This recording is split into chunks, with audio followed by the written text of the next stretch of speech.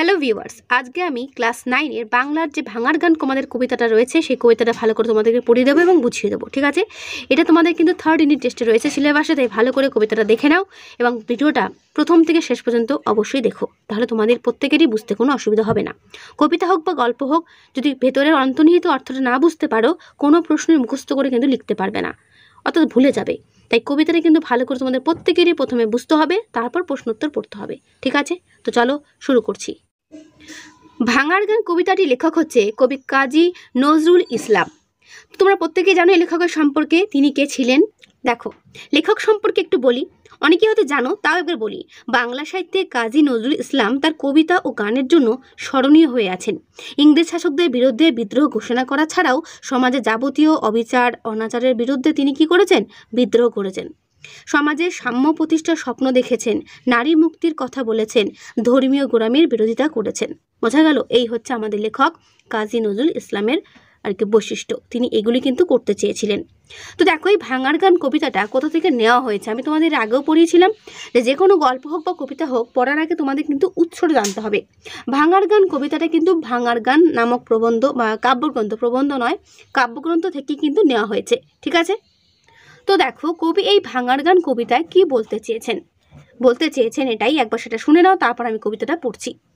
বলছে, দেশকে স্বাধীন করার জন্য যারা পণ করেছেন তাদের কারাগারে বন্দি করছে ইংরেজ সরকার। অর্থাৎ যারা দেশকে স্বাধীন করার জন্য লড়ছে তাদের সবাইকে কিন্তু ইংরেজ সরকার কী করছে? কারাগারে বন্দি করে দিচ্ছে।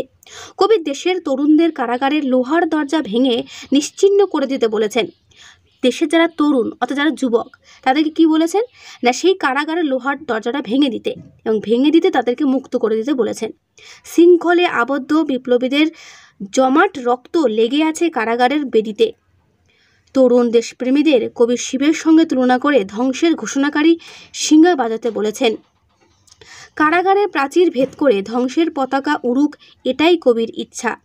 কেউ মালিক কেউ রাজা নয়, আমরা সবাই কিন্তু সমান এবং স্বাধীন। এই মনোভাব নিয়ে গাজনের বাজনা বাজিয়ে স্বাধীনতা ঘোষণার ডাক দিয়েছেন কিন্তু কবি।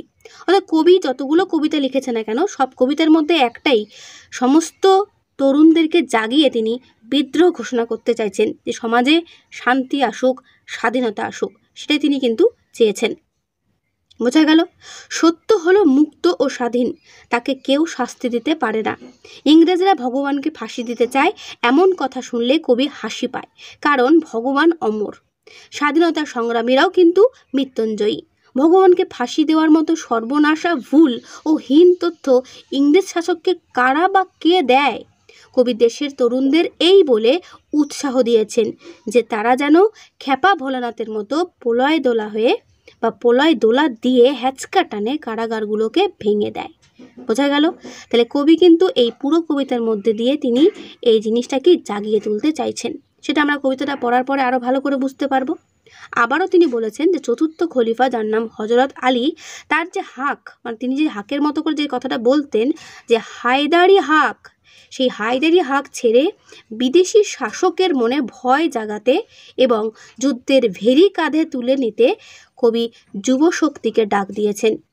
মৃত্যু ভয়কে উপেক্ষা করে দেশের মুক্তির জন্য প্রাণ উৎসর্গ করার বার্তা দিয়েছেন কবি। কালবৈশাখী ঝড়ের মতো উত্তাল দেশের পরিস্থিতি, এখন চেষ্টা না করে বসে থেকে, সময় নষ্ট না করে ভয়ঙ্কর কারাগারের ভিত্তি নাড়িয়ে দিতে হবে। লাথি মেরে ভাঙতে হবে তালা, বন্দিশালাগুলোতে আগুন জ্বালাতে হবে, উপড়ে ফেলতে হবে সমস্ত বন্ধন। বোঝা গেল, এবার আমরা কবিতাটা পড়ব। কবিতাটা পড়ে প্রত্যেকটা লাইনের মানে আমরা অটোমেটিকই বুঝে যাব। ঠিক আছে, যে কবি এই লাইনে লাইনে কি বোঝাতে চেয়েছেন। দেখো, তো দেখো এটা কিন্তু একটা গান, তোমরা হয়তো গানটাও শুনে থাকবে। তো দেখো, কারার ওই লৌহ কপাট, অর্থাৎ কারার বলতে কি? জেলখানার ওই লোহার তৈরি দরজা, কপাট বলতে দরজার কথা বলা হচ্ছে।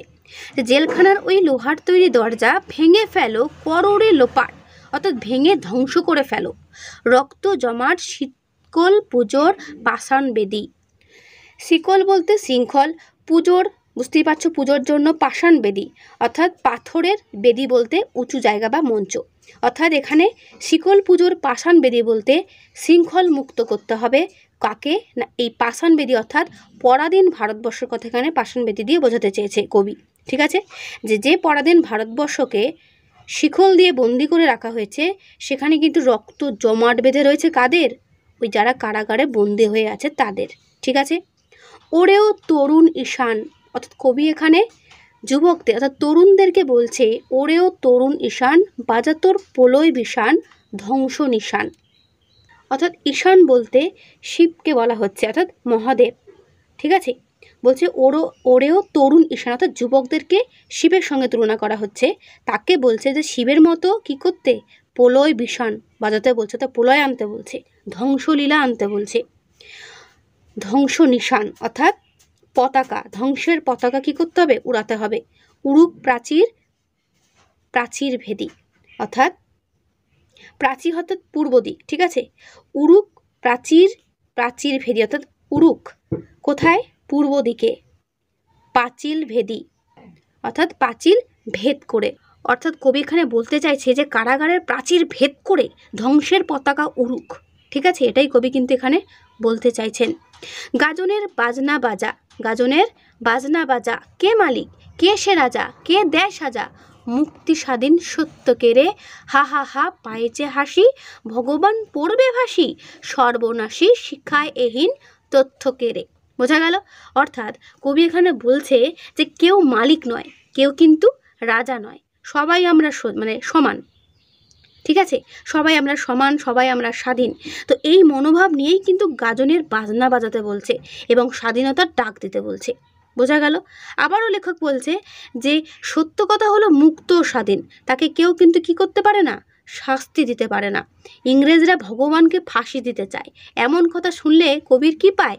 হাসি পায়। এই যে বলছে হা হা হা পায় যে হাসি, ভগবান পড়বে ফাঁসি, সর্বনাশী শিক্ষায় এহীন তথ্য কেড়ে। অর্থাৎ সর্বনাশা ভুল করে ওই হীন তথ্য ইংরেজকে কে বা কে দেয়, কারা কে দিচ্ছে এরকম তথ্য।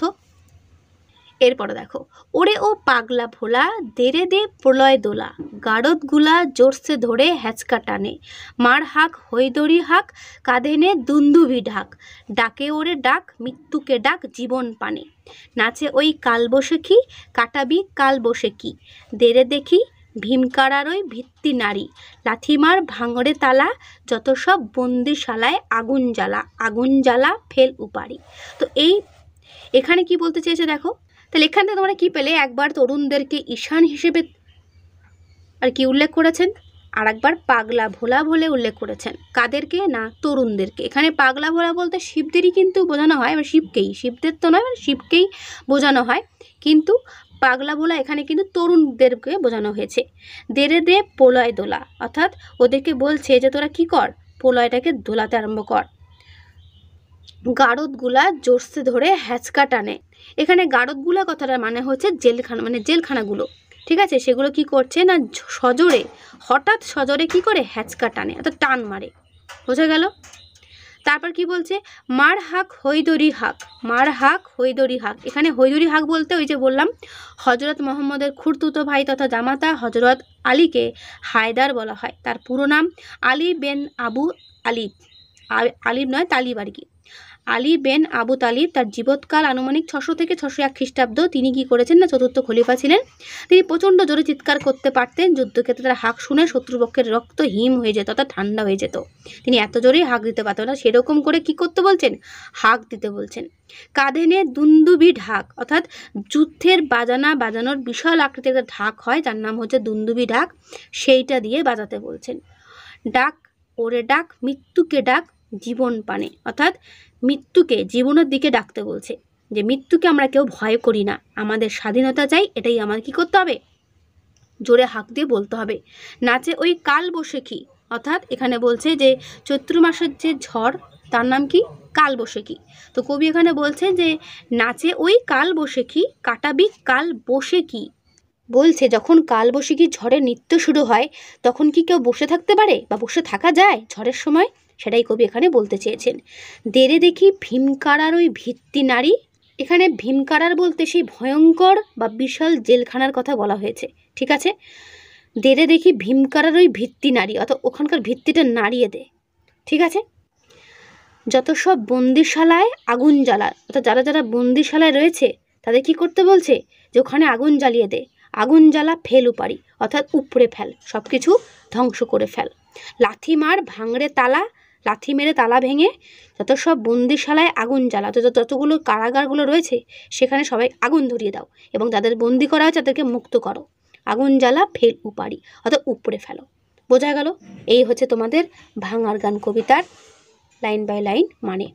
আর পুরো জিস্ট তোমাদের আমি প্রথমেই বলে দিয়েছি যে এই কবিতায় কবি কী বলতে চেয়েছেন।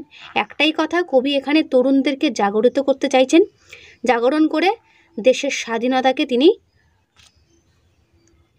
জাগাতে চাইছেন। অর্থাৎ স্বাধীনতা সবাইকে দিতেই হবে, স্বাধীনতা সবাইকে দিতেই হবে, সমস্ত বন্ধন কেটে স্বাধীনতাটাকে গ্রহণ করতে হবে।